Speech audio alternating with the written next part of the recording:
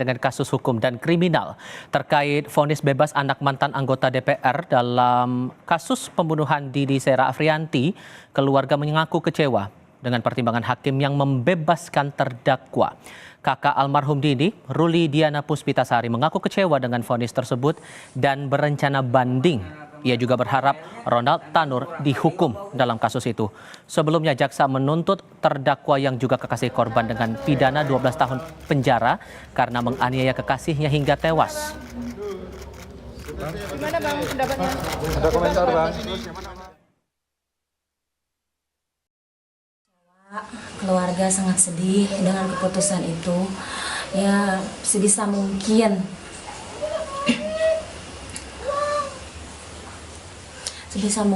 ya diperjuangkan lagi. Soalnya kan kalau keluarga nggak tahu menau ya, nggak tahu menau ini itu gitu kan. Tahu-tahu udah nggak ada, tahu-tahu udah dibebasin. Tadinya kan mau 12 tahun ya, sekarang udah tahu-tahu udah dapat kabar udah mau bebas, udah bebas malahan.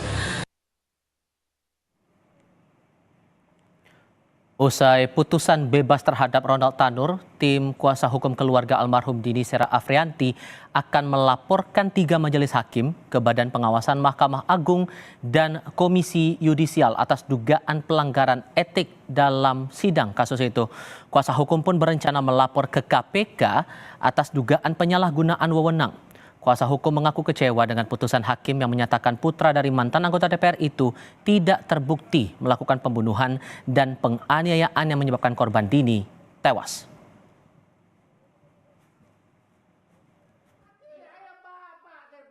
Kami akan melaporkan 3 majelis hakim ini kepada Badan Pengawasan Mahkamah Agung dan Komisi Yudisial untuk melakukan serangkaian pemeriksaan, investigasi dan penindakan terhadap 3 majelis hakim ini jika ditemukan pelanggaran-pelanggaran kode etik ataupun pelanggaran-pelanggaran yang lain. Kami ingin KPK juga melakukan investigasi pengawasan terhadap majelis hakim ini. Jika ditemukan adanya indikasi dan adanya bukti dugaan penyalahgunaan hukum dalam tindak pidana korupsi ataupun penyuapan, jika buktinya cukup, kami minta agar KPK juga melakukan penindakan terhadap majelis hakim ini.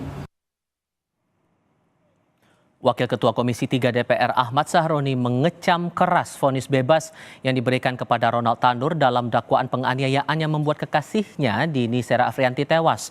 Sahroni bilang putusan hakim memalukan sebab dalam kasus itu jelas ada korban meninggal yang disebabkan tindak pidana penganiayaan. Ia mengimbau kasus tetap dikawal.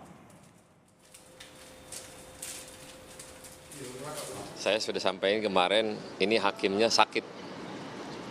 Mungkin dia nggak punya seorang anak perempuan yang bisa merasakan bagaimana perempuan ini diberlakukan tidak selayaknya. Yang herannya, jaksa penuntut umum sudah melayangkan 12 tahun penjara, tapi hakim memutuskan bebas. Para pihak harus mengawasi ini dengan seksama. Ada apakah gerangan sampai akhirnya divonis bebas. Komisi Yudisial tidak berhak menilai suatu putusan hakim, namun karena vonis bebas Ronald Tanur menuai kontroversi, KY akan menurunkan tim investigasi dan mendalami putusan majelis hakim untuk melihat apakah ada dugaan pelanggaran kode etik hakim.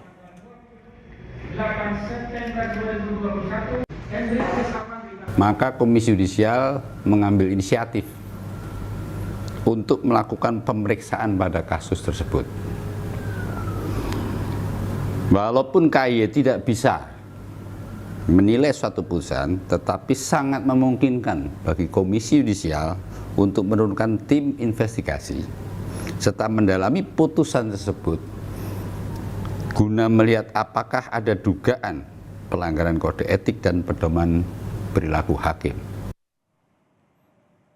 Kepala Pusat Penerangan Hukum Kejaksaan Agung menilai Majelis Hakim Pengadilan Negeri Surabaya, Jawa Timur tidak melihat utuh gambaran peristiwa penganiayaan Ronald Tanur yang membuat korban Didi Sera meninggal. Hakim disebutnya tidak melihat bukti-bukti yang ada seperti CCTV dan surat visum korban.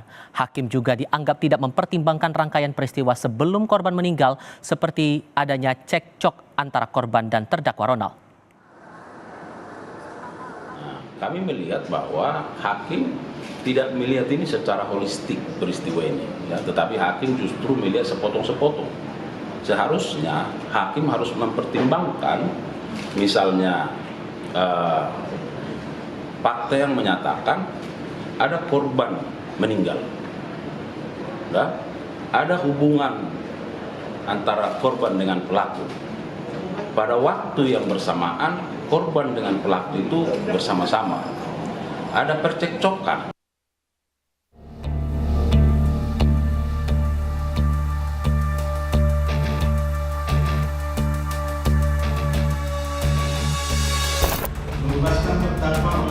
Gregorius Ronald Tanur divonis bebas oleh Majelis Hakim Pengadilan Negeri Surabaya kemarin dalam kasus pembunuhan terhadap kekasihnya, Dini Sera Afrianti.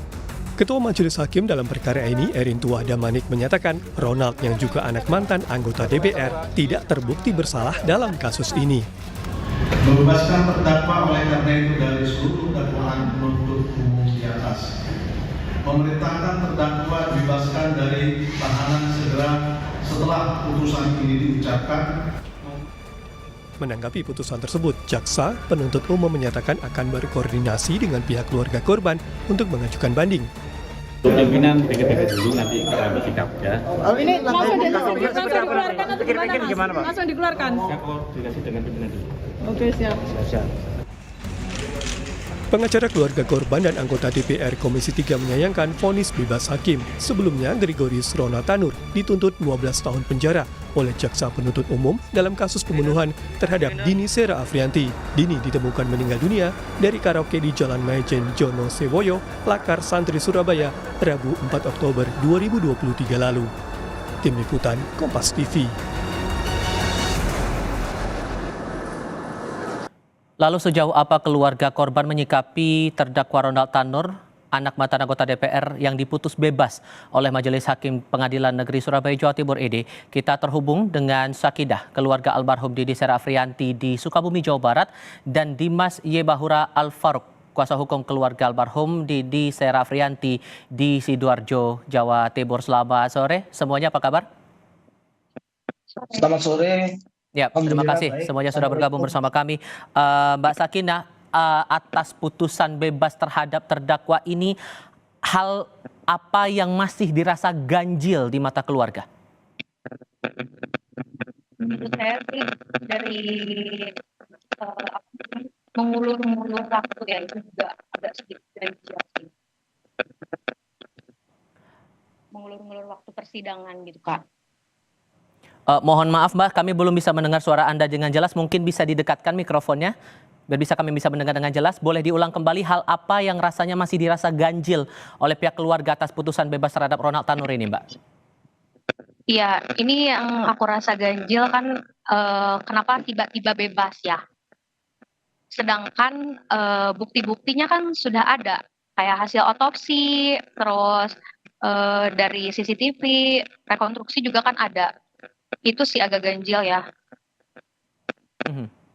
Dan dengan kalau yang Anda lihat dari pihak keluarga kan pasti mengikuti perkembangan kasus ini dari awal sampai akhir. Iya. Sejauh mana Iya. Anda mencermati perkembangan kasus itu sampai kemarin dijatuhi vonis bebas oleh pihak hakim? Ya, dari awal juga saya suka tanya ke pengacara saya kayak kapan sidang, tapi berkasnya katanya masih kurang, jadi kayak diundur-undur kayak gitu. Ya sampai akhirnya kemarin, di bulan kemarin saya baru dengar putusan yang 12 tahun itu, tapi ternyata di bulan ini tersangkanya udah bebas gitu aja. Itu udah janggal banget sih.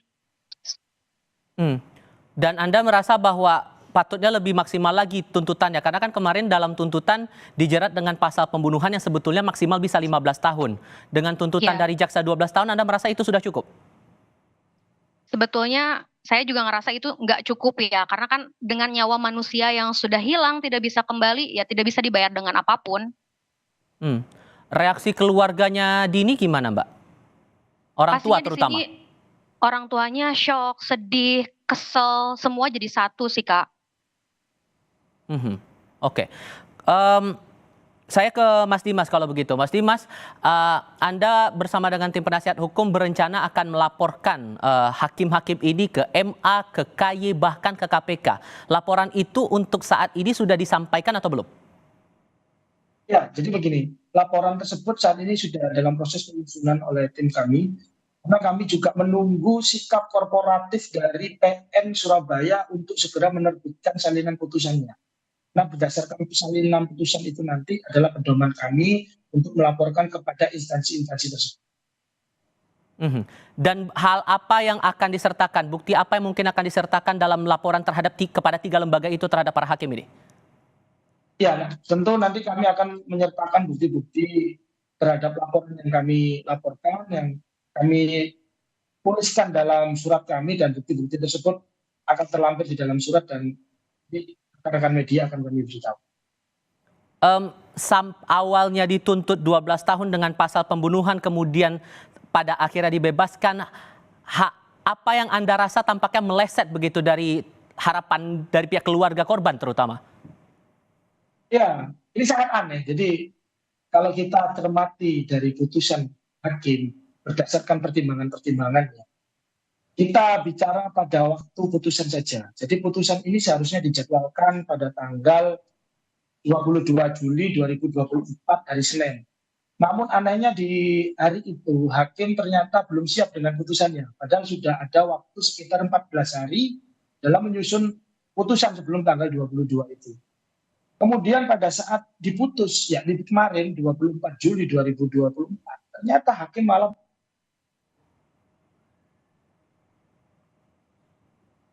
Bang Dimas? ya. Oke, silakan. Suara saya jelas, Mas? Sudah bisa. Silakan dilanjutkan.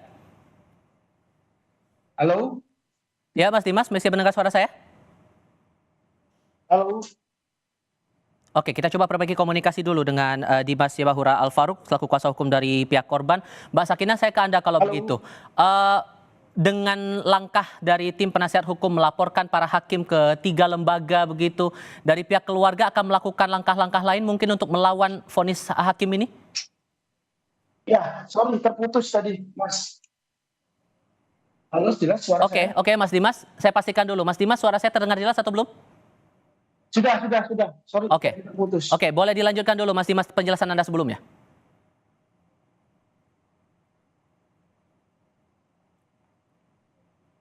Mas Dimas?